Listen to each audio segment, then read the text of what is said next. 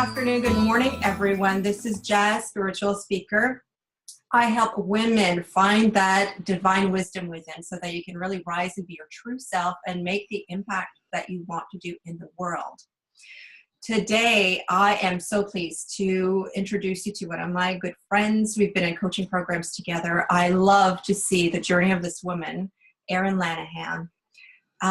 Before I introduce her to you, though, I want to talk a little bit about the Persephone journey. Persephone, if you've been following me a little bit on my Facebook page, that's Jazz Spiritual Teacher, you know that I've been speaking a little bit Persephone lately because there's this energy coming into this new year. We are now, at the time of this recording, we're in April 2017. And this is a 1 year energetically, which means it's a year of new beginnings, which means also that we've had to let go a lot of stuff from the past. So a lot of crap that has been coming up, a lot of stuff that is kind of blown up in our faces lately, so that we can let that go so that we can heal the past and then start anew. So we are starting with a higher level of consciousness than where we were before. Goddess Persephone is one of the archetypes of this time of transformation because her story, now she's ancient Greek. So Persephone was the maiden goddess. She was just a beautiful girl, beautiful teenager, going around in the fields, very, free, free-spirited. And the god of the underworld fell in love with her. Well, he was at least infatuated. I'm not sure he really knew what love was, but he took her by force, raped her, brought her into the underworld, brought her into hell. So Persephone really lived hell, not her choice. It kind of happened to her. And so Persephone has this really deep victim archetype. Like, why is this happening to me? This isn't fair. The world has just come tumbling down. Everything that I thought was safe is not safe anymore. So it's just like the big tailspin of that victimization. The thing is, when we stay in this victimization of why is this happening to me, we can really hold on to that story of being the victim. What Persephone teaches us, though, is that we can go into the depth of our journey. We can go into the depth of our stories. We can really feel sorry for ourselves for a little while. Then we need to rise up like a queen. Did Persephone stay a victim all her life? No. She rose to be the queen of the underworld. So she rules herself. She rules her emotions. She helps now other people go through their own stories of sorrow so they can also rise again. So just soak that in a little bit. And one of the reasons why I'm sharing this story with you, now it's not the same story, but Erin also went through her own story of darkness, her own stories where she probably felt victimized. I'm just putting words here. She will tell you more about her stories. But now when I see her, she is radiant. She's beautiful. She's helping other women rise, be herself. She inspires me every day when she posts. She inspires me. I invite you to follow her on Facebook, on her social media, because she gives really good gems of inspiration. So without further ado, Erin. Yay. Thank you so much. That was beautiful. Wow. I love that story. Is it Persephone's? Is that her name? Yeah.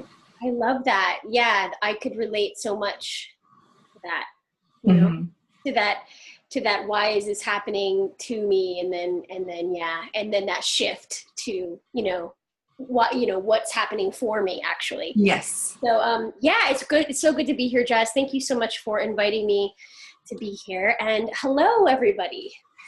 Welcome. Hello. You said hello, and it's like now the light changed. Oh, wow. Brighter. You're brighter now, so he needs to use shine. No coincidences. So, Erin, you're in Florida. I am. Yep. I am in Vero Beach, Florida. Yeah. And now, you haven't always been in Florida, though. No, I've been here for 3 years, but I was living in Australia for 3 years before this. And before that, I was in LA for 7 years, almost 8. So it's been a really interesting journey coming full circle back to where I was raised and where I grew up.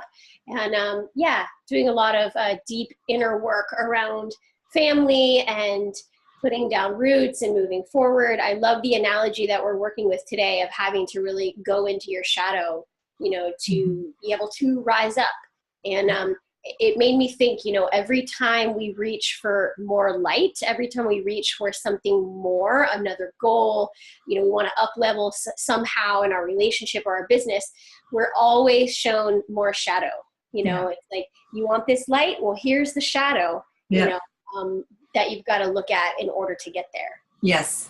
And so we live in duality. What's that? We live in duality on Earth. We can't pretend that we're all light all the time, like sunshines and rainbows and unicorns all the time. Like, that is not the human experience. Totally. I totally agree. I remember once I had a session with one of my coaches, one that's been more of a spiritual teacher for me along the way. And I came to her and I said, I was like having the realization that I wasn't just one emotion, that I was super happy and joyous, but I was grieving, and I was sad, and I was anxious, and I was peaceful, and I was all of these things, and at it was like the first time I ever was like acknowledging that was possible. Beautiful. And she said to me, like, yeah, like that's the human experience. You're having all of these different things, emotions at one time. That's what it is. And it was like, oh my, because until then I had always try to put it into a box, Yes. I'm feeling this, or I'm feeling this. Yes. But usually we're feeling a little bit of all of it. Yes. Yes. And I find that if we try to define ourselves by only one emotion, we'll never feel complete. And we will always deny a part of ourselves. A lot of the light workers, and you probably see that in your circles too, a lot of spiritual seekers, they say, I am peace, I am happiness. And then they live in kind of this la-la land of only peace and happiness. While that can be true, a lot of them, in what I see in my coaching, they deny themselves the gift of going into that Persephone journey, into their shadows, into, life isn't always sunny. And it's normal. Right. And we have to be okay with that. Yeah. I love that you bring that up because, I know people like that. And the only part that they're really willing or even comfortable to share is the up part, the good part, the la la la part. And I don't connect to that. I don't relate to that. I'm like, come on, you got to have a bad day. Like, come on, you can't be feeling like that all the time. Like, if you do, I don't relate to you. Yeah. Because that's not my experience. Yeah. For me, it's like I like that saying, what's in the way is the way. That's always been those ebbs and those lower moments and those darker times. Mm-hmm. Those are the times where that's where I get the insight. That's where I get, that's where we learn to rise. So it's just like, without that, I couldn't have the other. Yeah. I know exactly what you mean. And I used to try to do that too. And I remember the same coach, she would always say, when I was learning about the law of attraction, right? And you're told like your thoughts become things, and it can be very confusing at first. And this was probably 10 years ago now. And I would say to her, that I was practicing the law of attraction. I was thinking these good thoughts and I was saying these good words. And she said, that's great. And you can't slap a smiley sticker on top of the deeper emotions that you're feeling. Yep. You got to get in there and feel it. You got to get in there and really be with it. And that was, when I was introduced to that deeper work where we really went into the shadow. Good. And how has that realization really changed your life? Wow. Like 360,000.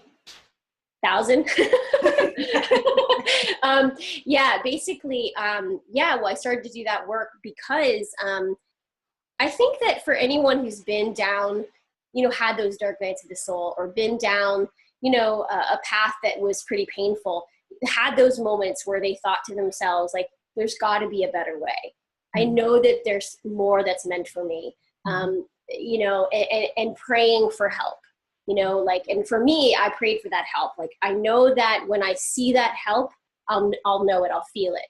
Mm-hmm. And I had tried to see therapists and stuff like that, and that just really didn't work for me. I knew I needed something more outside the box that wasn't traditional. Mm-hmm. Long story short, I won't get into all the details, but I crossed paths with this woman who became my first coach, and she was she's a life coach, but she's so much, I mean, as we both know, life coaches, it's such a blanket term. Like Yeah. we're all life coaches, but Mhm. like that can mean so many things, you know, and she was more like my spiritual teacher and my guide and a lighthouse for me. And so as I began to work with her, and I was very much caught up in substance, you know, using substances, and just a very dark time in my life, you know, very unhealthy relationship with food, very unhealthy, just relationship with myself, toxic relationship with myself. And as we know, like when you have that toxic relationship with yourself, the choices that you make are toxic. Mhm. You know, the people that you surround yourself with are toxic. And deep down, I knew that there was something better for me, but I had no idea how to get there or what to do. So I began to work with her, and through many different processes of learning how to feel my emotions and acknowledge deep parts of myself that I had been ignoring, or that were so suppressed I didn't even know were there. I began to wake up. You know, I began to wake up, and I was able to, like, the right people, places, and things started to come into my life. As we know, you know, it's really magical how that happens. You know, you start to do that work, and like things that never could have happened start happening. So I was just guided, you know, one step at a time, you know, one person at a time, one, you know, place at a time, one idea at a time. And before I knew it, I had gotten completely sober. Like the entire circle of people in my life had completely shifted. My career had completely changed. I was personal training, and we can get more into that later, and I knew there was more for me. I wanted to go deeper in that work. And I went from personal training to coaching, to teaching yoga, to speaking, to writing, you know, all of that. So yeah, I mean, everything changed. I mean, my health, you know, everything. Mhm. Yeah, because now, I don't know how you were before, but now when I see you and I see your beautiful poses with the yoga, your body is strong. I know that your emotions are strong. You're fully present in your life, and you're truly a blessing for the people who see you. And so on behalf of the world, I thank you for doing your inner work.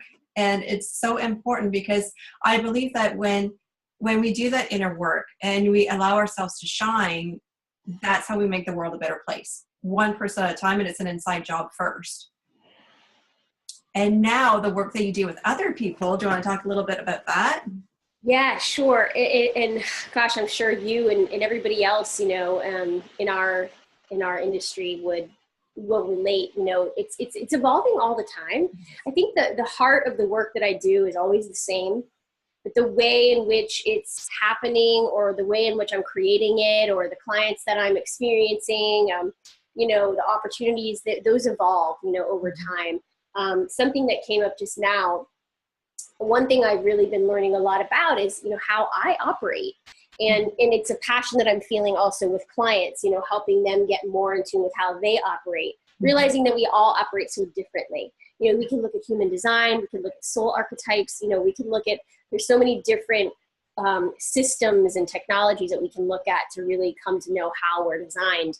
And one thing that I've learned about myself is that what seems to really work for me is that I just have to focus on shining, and then things happen. Whereas I used to think that I had to like chase after things and make it happen, you know, and that's just not how I'm designed. Other people are designed that way, and they can do that, and it will work. For me, it doesn't work. Yeah. So it's kind of a waste of energy. So with my clients, it's like I take them through a process of we first just sort of scan, you know, noticing and seeing where the energy leaks are in their lives, you know, just acknowledging the things that, you know, about themselves and the things about their lives that really don't feel good, you know, that aren't really working for them. Usually when clients come to me, there's a pretty specific goal, or at least it's their initial goal of what they're wanting to shift or change in their life. I mean, I've worked with people anywhere from wanting to increase their revenue in their business to somebody who's, you know, 60 days sober and doesn't really know how to navigate life sober. I mean, I've worked with such a large spectrum, but the heart of the work that I do is helping people really, really deeply connect to that spiritual intelligence within themselves, so that they have the power to be guided, so that they're guided and they're empowered by that guidance in their lives. And I never know how it's going to go. You meet a client and the thing that's so exciting is, that if they do the work, like magic's going to happen, and neither you or I ever know what that magic is going to be. Mm-hmm. So it's really cool, like from our position, to get to watch what happens in our clients' lives when they really commit and do the work. Yep. And, of course, I've had clients that say they want to do the work and they show up to the calls, but they don't really do the work. And that's okay too. It's just where they are, it's just where they are. And I really trust they get what they need. And then there are those clients that are really, really ready, and I've really been working on really calling them forward, into my life too. Yeah. Really wanting to work with those people that are just ready. Like I was, I was so ready. I would have done anything. Yeah. Yeah, that is such a blessing. I totally relate to that when I see clients and they do, I call it own work. And so when they do their own work and I see their transformation over a period of 3 to 6 months, different, just more empowered, more joyful, more confident. I feel like a proud mama. I do. Yeah, I totally agree. It's funny. Something was just coming up just now as you were talking. And I was just, for all of you who don't know this, Jazz and I met at a women's retreat, business retreat. And I connected with her immediately. She was my roommate. And we stayed up for hours and hours, way too late every night. Yeah, it was so good though. It was so good. And I just felt such a deep connection with you, right away. And there was a reason why I started to say all this, but now I forget what it was.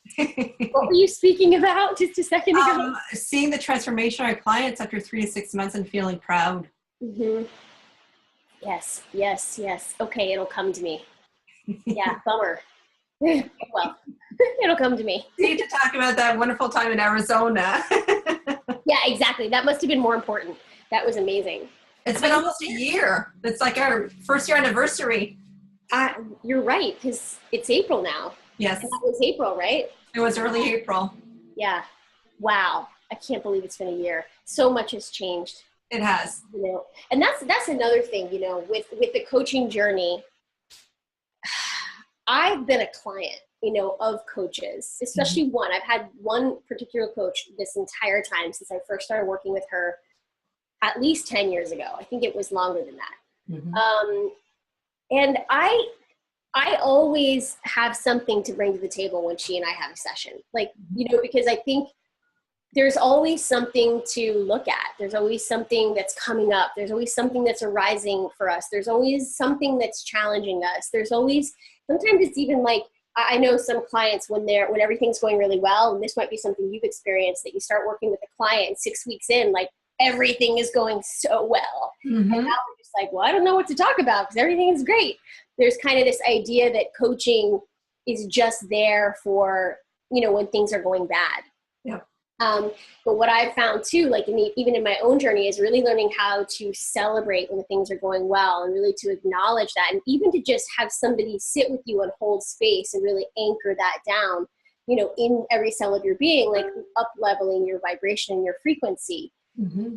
Because sometimes it's we do all this work and then everything goes really well, and then we don't really acknowledge it or fully integrate that into our bodies. So mm-hmm. It's another thing too. It's just just kind of noticing how that can be a pattern in coaching with. Yeah. Right.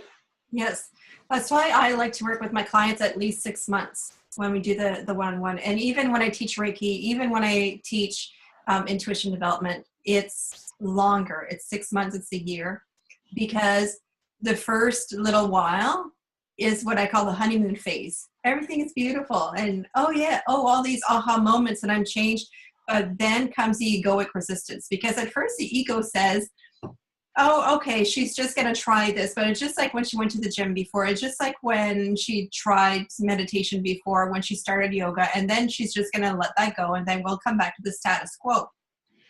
So I find month 5 or week 5, depending how the program is set up, that's when the ego says, whoa, time out. You're not doing this for real. No. Let's reel you in.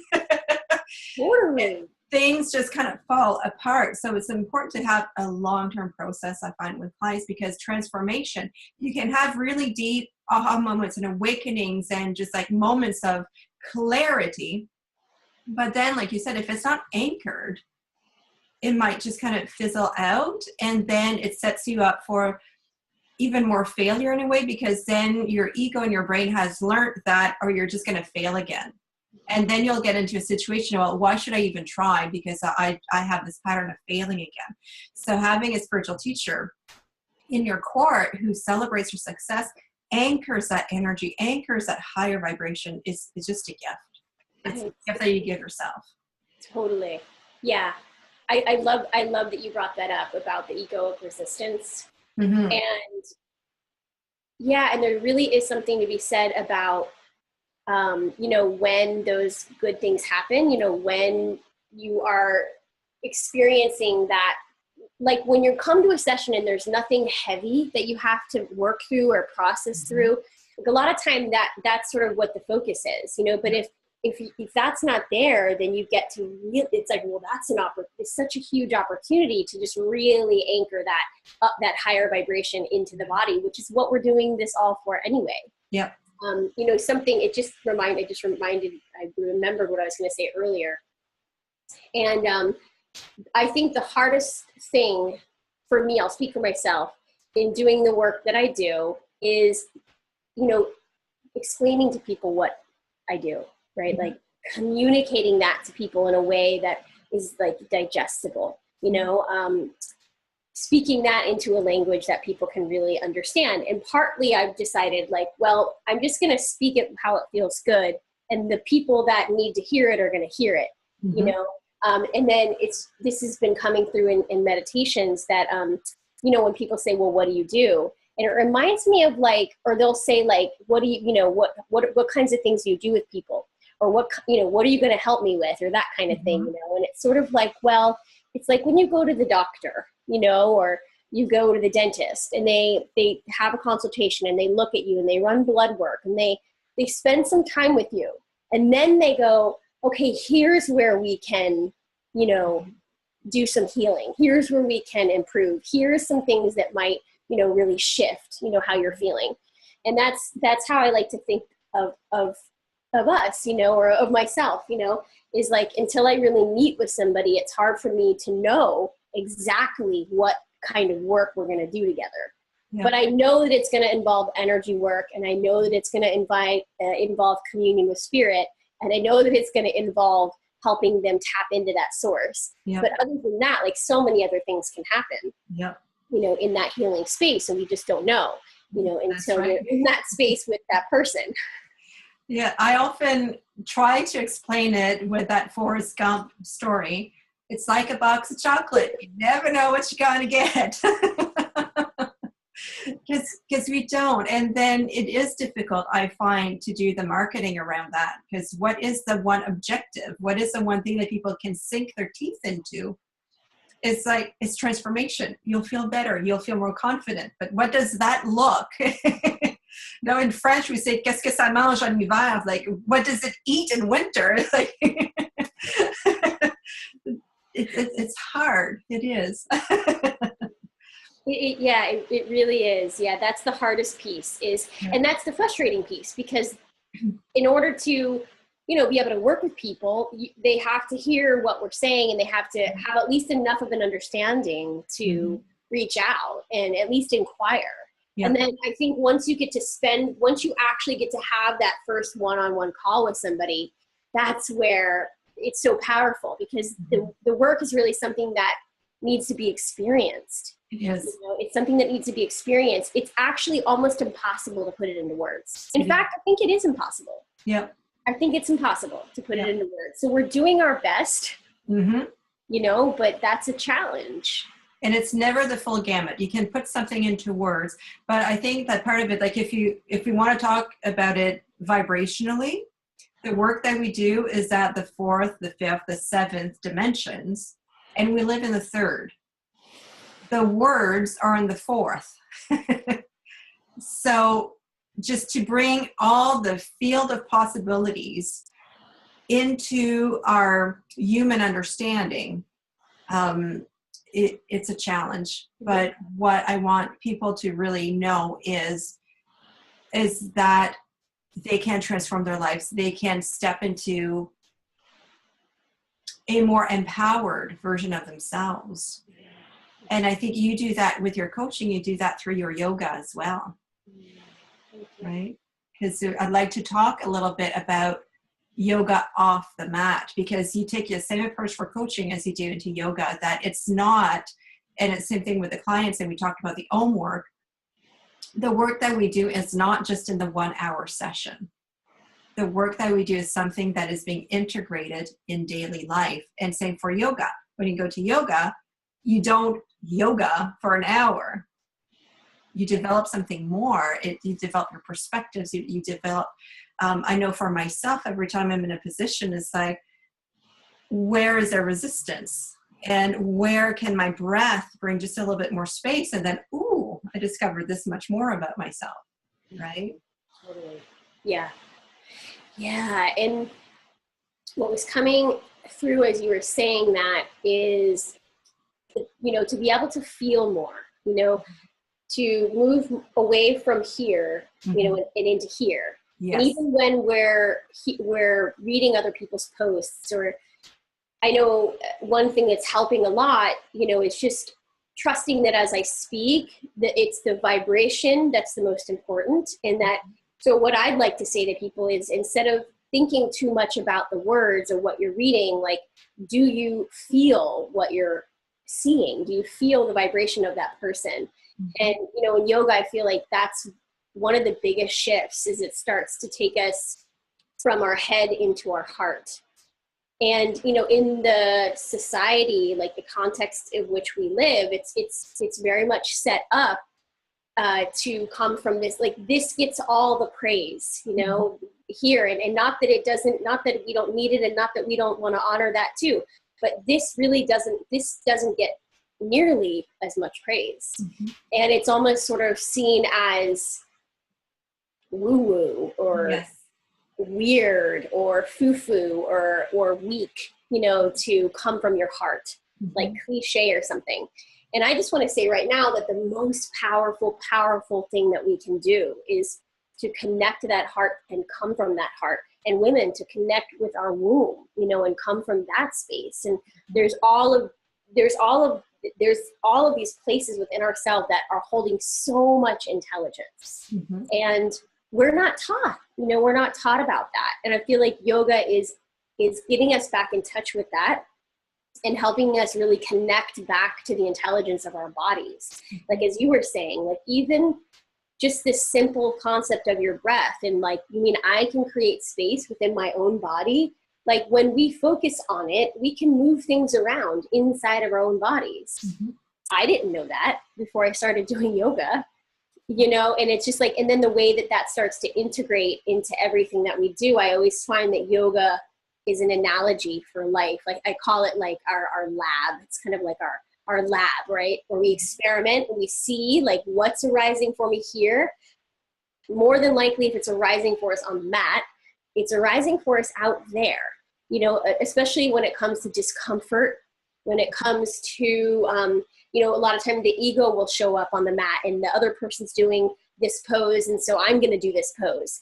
And so we're learning how to, but what feels like medicine right now in this moment? Because this practice is meant to be medicinal, and I'm meant to be honoring and acknowledging what my deepest core truth is saying is right in this moment. I'm not meant to be looking at what that person's doing and then comparing myself and then trying to force myself into a shape that isn't really good for me, because it's not about the shape. It's about, like, how we're honoring ourselves as we're moving through. How are we navigating? How are we responding? So that's what I love so much. And that's the part of yoga that transformed me. I loved how you spoke of yoga as medicine. To me, that brought me back to a little bit of that shamanistic training that I did. And that is medicine. It's not the same definition of medicine as it is in the allopathic medicine in the Western world. It's really It's that deep healing. It's holistic. It's body, mind, and soul. It's your emotions. It's your everything. And making that optimal for you. Not optimal for a standard, not optimal to pass a standard test. It's just optimal for you in this present moment. Because it's in the present moment that you can work your magic. Yeah, so true. And I feel like a lot of the addictions that we suffer from and a lot of the pain and the suffering that we suffer from is because we're all trying to be the same. We have this this expectation that we somehow we just kind of took it on at birth, it's just our conditioning. Yep. And we have learned from such a young age to be that, whatever that is for you, right? To be that. And we never really get to know who we are on a soul level. We never ask, why am I here? Mm-hmm. I mean, I actually did do that when I was 5 years old. I was like, what is the hell am I doing here? Why am I here? What is the point? This makes no sense. I'm looking around, this place is cray cray. Yeah. I wanted to die when I was 7. I did. I did. I remember having that image because I was 7 and I remember being in bed and it's just a moment of clarity. I wanted to take one of those, the large vice screws like you see in the comic strip and just kind of put that into my brain and take my brain out of my body because I could not take this anymore. I am so there with you, sister. Because it's and I think, I don't know, I've always wondered, is that there for everybody and maybe they just don't know it, or, maybe just some of us, we just came to kind of, be this role, these are the roles that we're playing. So we needed to have that level of sensitivity and, awareness. Who knows, I do know though, from a very young age, I had little to no tolerance for anything that was bullshit. Anything that was not in full alignment with the truth. Mm-hmm. And I don't mean that there's a right and a wrong, right? Or it's this way, not that way. I mean that deep core truth that I think is the one place that unites all of us. There's this deep core truth within all of us that is where we all really connect. Mm-hmm. And it's kind of anything that was out of alignment with that, or if anything that I saw was sort of steering humanity away from that, it was just repulsed and rebelled, from that. So of course, authority and systems and all of those kinds of things, it's just a big, after, of course, I played the game, I played the game until I was probably 19 or 20. And then I was wait a minute, what's going on here? Mm-hmm. So just coming back to yoga and yoga off the mat, I just feel and even just with coaching, to see people remember who they are, you mean this way that I've been showing up in the world isn't even my choice. Mm-hmm. And you were saying that earlier about something of I think it might have even been in the story of Persephones, is something about not having choices or something. Mm-hmm. And I think we do that all the time. We make these choices, but we're not making them consciously. Mm-hmm. And until we really wake up and start to make conscious choices, the choices that we're making, they're not coming from our truth. They're coming from what our parents believed and their parents believed and what society said is right and wrong and our ancestors. And and so we're just continuing to create more of the same. And if you look around, you think, well, okay, I think it's time for a solution because a lot of this stuff isn't working. So maybe we should start doing things a little bit differently. Yeah, I love that because it's enough for the whole of humanity, but us women in particular, to think that we have to take pills to be the same all the time, to regulate our emotions. Nature has her ups and downs. If we were like the sea, we would have stormy weather, and then we would have days of calm and deep depth and harmony, and then we are changing. We're like the sea. We are nature. We are part of this earth. And so, again, it comes back to what we were saying in the beginning. To deny that part of ourselves is to deny our authenticity. And so I think it's already time to wrap up with that. I know. I'll just say one thing based on what you're saying. And this is also reminding me really also what we do. Because, and I've I have dear loved ones, you know, that have been labeled this, that, or the other thing, and you need to take medication, blah, blah, blah. And what I've seen is that, and I'm not saying this is for everyone, I'm just saying for those who I know who are dear to me, is that really they don't have tools. Mm-hmm. So when they have those stormy days or those really deep, dark lows, they don't have tools. And you can't go through the darkness with no tools. No. Because you will think you're going crazy. And it will be very scary, and you will make that mean horrible things like there's something wrong with me, I'm not well, I need medication, I'm sick. So I know that for me, one of the things that I love to see my clients walk away with is they have their toolkit, you know, their spiritual toolkit that they can now navigate through anything, you know, that happens in their lives. And they now know how to do that. Mm-hmm. Without that, you know, without those tools, I mean, I lived without those tools too, and I got into some really scary situations. Mm-hmm. So yeah, I'll just end with that. Yeah, gotta have tools. Persephone, queen of her shadows. Yeah. So thank you so much for sharing all of your beautiful wisdom today. It was fun again chatting with you. It goes by so quickly. But before we go, let's let people know where they can reach you. Sure. Well, gosh, I hope I know all my handles by heart. Well, Instagram, I believe I'm just Erin Lanahan, all one word, Erin Lanahan. And I'm mostly on Instagram and Facebook. Those are the best places to find me. So if you just look up Erin, actually I'm Erin Elizabeth Lanahan on Facebook. Okay. Definitely send me a message so I know, you know, how you know me and why you're requesting, you know, to be friends. Mm-hmm. And then you could always, they can email me. My website too is erinlanahanmethod.com. So that's pretty simple. My first and last name, erinlanahanmethod.com. And my email is the same, erinlanahanmethod@gmail.com. Okay. So please visit me there, where I write articles. There's videos. You can find me on YouTube as well.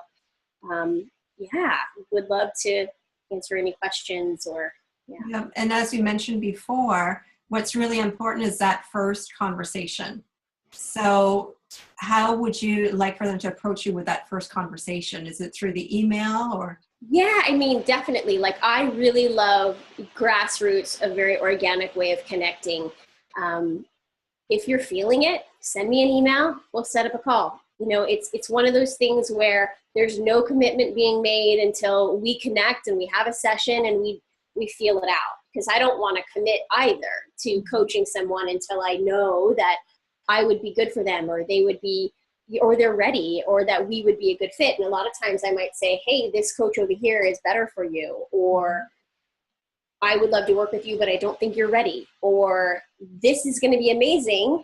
You know, if you want to move forward too, if you're feeling it too, like, this is how we move forward. So that first call is so important. And sometimes, you know, we're not still sure and we do a second call. So yeah, email is the best way. They can always go to my website and get a better feel for me if they're not totally sure yet. But that first call and really just voice to voice and, you know, connecting energy, that's the most effective way to know. Yeah. Good. Beautiful. And I totally heartfelt recommend working with Erin with her coaching, because I know how she transformed her life. And so I know that you can help transform other people's lives. And if ever you want to be coached by me as well and have just a first conversation with me, then I'll put just below the video again where to reach me. So it's Jazz Spiritual Teacher on Facebook. So either way, first calls, there's no obligations, there's no fees typically for me, for you either, I don't think. So it's really just, it's discovery, it's chatting, just almost like what we've done today, but about each individual getting to know each other and seeing if we would have fun journeying together. I know that for me, when I co-create with my clients, I want to make sure that it's fun. I know, absolutely. That's part of the evolution of my work, is realizing, like, I want to be inspired by this, and I want to look forward to these calls with my clients, and I want to have fun. Yeah, absolutely. Yeah. So thank you so much. We'll just kind of wrap all of this energy together. I know that this video is infused with wonderful energy, wonderful healing just by hearing the different stories. Let's do this again sometime. Would love to. Anytime. And I just want to say to everybody out there, if you have the chance to work with Jazz, she is magical mama. So definitely treat yourself to her amazing, magical, powerful, transformational work. Thank you. Much love. I'm giving you a virtual hug. All right. Have a good rest of your day. Okay. Bye. Bye.